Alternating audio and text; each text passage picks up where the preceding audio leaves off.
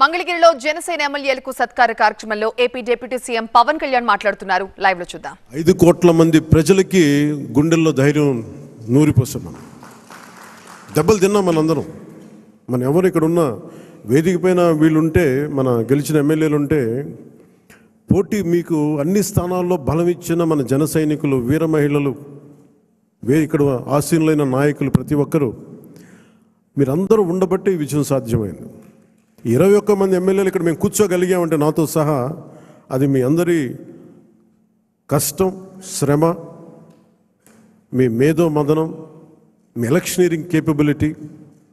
జన సైనికులు అసలు పోటీ చేయని చోట్ల, మనం పోటీ చేసిన చోట్ల జన సైనికులు చేశారు, వీర మహిళలు చేశారంటే అదొక మన కోసం చేశారు అనుకోవచ్చు. కానీ మన పోటీ చేయని చోట, మనం పోటీ చెయ్యని మిగతా 160 మన మిగతా అన్ని చోట్ల అసలు ఎలా నిలబడ్డారు కూటమికి, తెలుగుదేశానికి కానీ భారతీయ జనతా పార్టీ కంటే నాకు నిజంగా చాలా చాలా ఆనందం వేసింది. అలాంటి జన సైనికులకి, వీర మహిళలకి చేతులెత్తి మీ అందరికీ మనస్ఫూర్తిగా మీకు నమస్కరిస్తున్నాను. అంటే మీరు రాష్ట్రం కోసం తపన పడ్డారు, రాష్ట్ర బాగోగు కోసం తపన పడ్డారు. సో మీ అందరికీ చాలా చాలా మనస్ఫూర్తిగా నేను ఈ సందర్భంగా నేను మీకు ధన్యవాదాలు తెలుపుకుంటా ఉన్నాను. అలాగే మనం అడుగుతా ఉన్నారు, ఏమైనా ఆశించావా నువ్వు? పదవులు, ఉప ముఖ్యమంత్రి అవుతామని నేను ఆశించావా? నిజంగా చెప్పాలన్నా నిజంగా ఏమి ఆశించలే.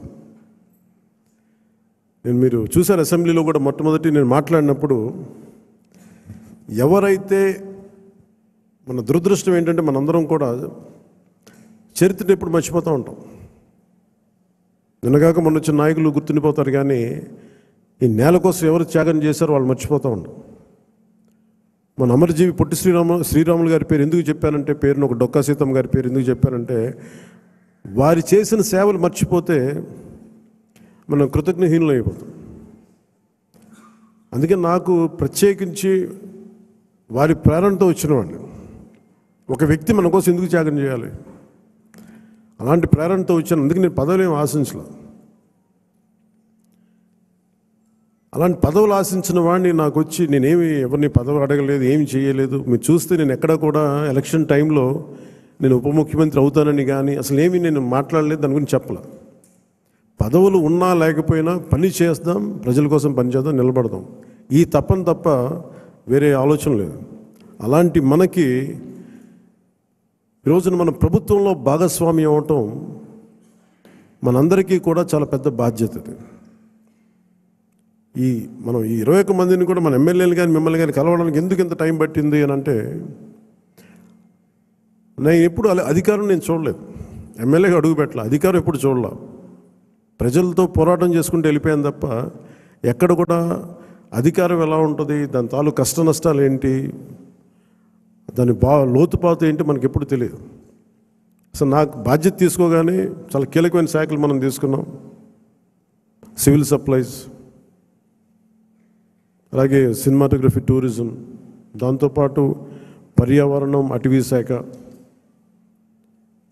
అలాగే పొల్యూషన్ శాఖ, పంచాయతీరాజ్, రూరల్ వాటర్ సప్లై, ఇన్ని కీలకమైన శాఖలు తీసుకున్నప్పుడు నాకు ఒకటే అనిపించింది, చాలా అవగాహన ఉండాలి. ప్రత్యేకించి శాఖలు కూడా నేను అందరూ అనుకోవచ్చు ఎందుకు పెట్టుకున్నాను ఈ శాఖలన్నీ అంటే, ఇది నా మీద చాలా బాధ్యత ఉంది. పదే పదే మాట్లాడాను నేను. కొంత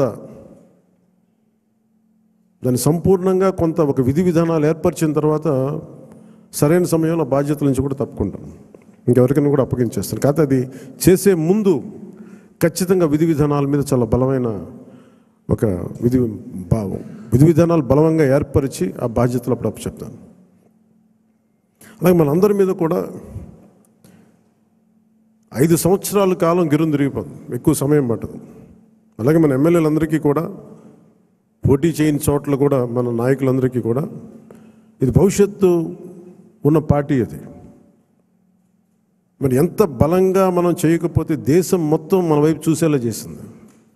దేశం మొత్తం ఈ రోజున ఎవరన్నా సరే దేశం మొత్తం మీద ఢిల్లీలో ఎక్కడికి వెళ్ళినా నన్ను పదే పదే పిలిచి గౌరవిస్తున్నారంటే అది మీ అందరూ చేసిన కష్ట ఫలితం. అది నేను ఒక్కడిని చేశానని కానీ, నేను ముందు నడిపించానేమో కానీ నాతో పాటు నడవడానికి మీరందరూ ఉండి 21 మంది మనకి సభ్యుల్ని 2 పార్లమెంట్ సభ్యుల్ని గెలిపించుకొని తీసుకెళ్ళటం ఆషామాషే విషయం కాదు.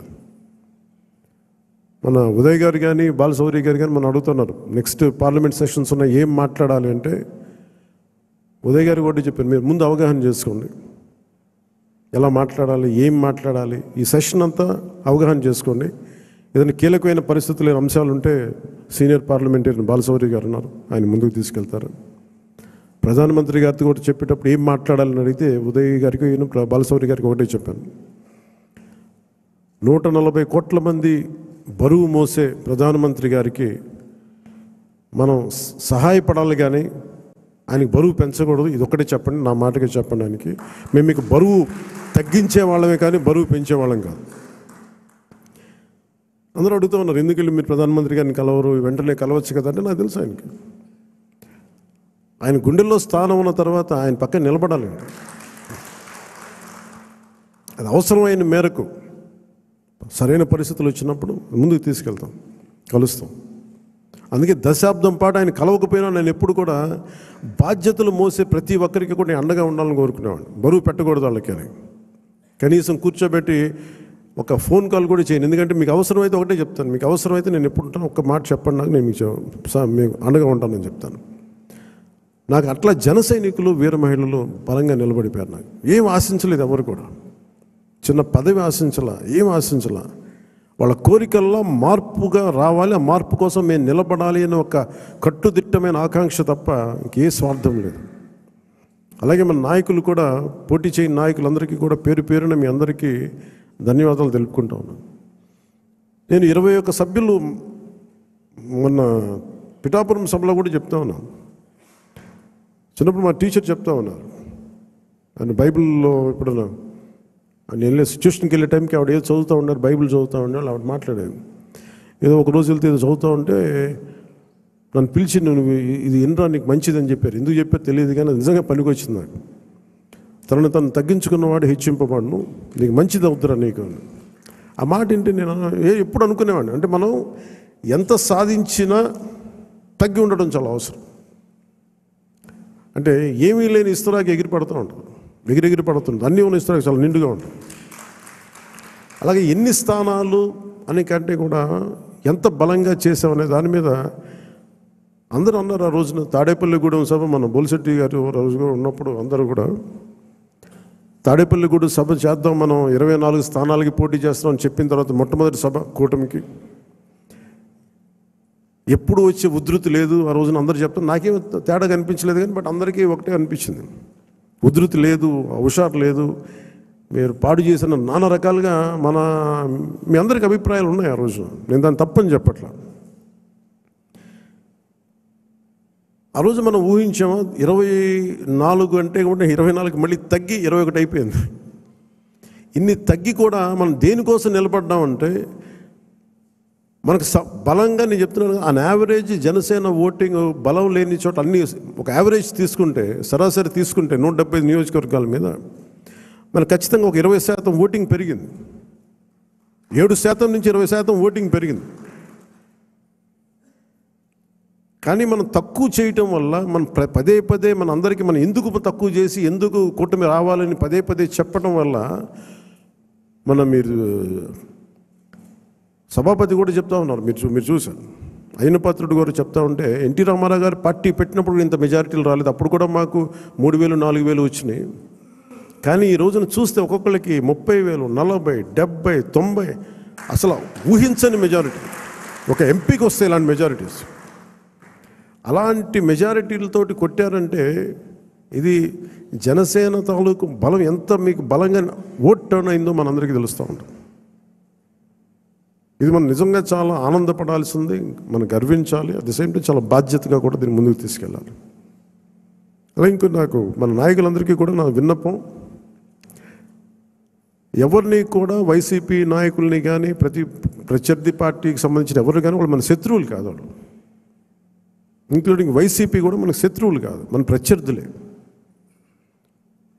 రాజకీయ పార్టీ వాళ్ళు మన శత్రువులుగా పరిగణించవచ్చేమో నాకు తెలియదు. అలాగే చేశారు వాళ్ళు. కానీ మనం వాళ్ళని శత్రువులుగా పరిగణించట్లేదు. ఈ మెసేజ్ మీరు దయచేసి లోతుగా మీరు అర్థం చేసుకోవాలి. దీన్ని వాళ్ళని పీడించడం కానీ వాళ్ళు చేసిన తప్పులు మనం చేయకూడదు. అలా అని చెప్పి మనం ఏం చేతులు కట్టుకుని ఏం లేవు. వాళ్ళు చేసిన తప్పులు ఉంటే చట్టం ప్రకారం మన పివి నరసింహారావు గారు ఉటంకించినట్టుగా మన పిఠాపురం సభలో కూడా చెప్పాను. చట్టం ఏ పనులు చేయాలో ఆ పనులు చేసుకెళ్ళిపోతూ ఉంటుంది. కానీ కక్ష సాధింపుగా కూర్చోబెట్టి వాళ్ళని వేధించడం కానీ సామాజిక మాధ్యమాల్లో నిందించడం కానీ, అలాగే ఎవరిని కూడా వ్యక్తిగత దూషణకి దూరంగా ఉండమని నేను అందరినీ కోరుకుంటా ఉన్నాను. నిజంగా యుద్ధం వస్తే మటుకు, గొడవే వస్తే మటుకు అది వెనకాడం, అది మీ అందరికీ తెలుసు. భావంలో ఉన్న తీవ్రత మనకు భాషలో చూపించక్కర్లా. చాలా మర్యాదగా మాట్లాడదాం, అన్నీ చేద్దాం. కానీ మీరు ఇందాక మనోహర్ గారు చెప్తున్నప్పుడు కూడా సబ్జెక్ట్ అవగాహన ఉన్నప్పుడు, దానికి లాజిక్ అండ్ రేషనాలిటీ, దానికి రెటారిక్ యాడ్ అయినప్పుడు దాని తిరుగులేని ఆయుధం. దానికోసం తీవ్ర పదజాలం కానీ పరుష పదాలు కానీ మనం వాడాల్సిన అవసరం లేదు. అలాంటి భవిష్యత్తులో అలాంటి సమస్యలే వస్తే ఎప్పుడు మనకి పోరాటానికి సిద్ధంగా ఉన్న పార్టీ అది. పదవులను కూడా పక్కన పెట్టి ముందుకెళ్తాం, అలాంటి బలంగా నిలబడగలం. ఈ ప్రజాస్వామ్యాన్ని ఇప్పుడు ఈరోజు నేను రివ్యూస్ చేస్తూ ఉంటే ప్రతి చోట ఎంత అడ్డగోలుగా డబ్బులు ఖర్చు పెట్టేశారో, దోచేశారంటే పంచాయతీరాజ్ లెక్కలు చూస్తూ ఉంటే గుండె చెరువైపోతాం.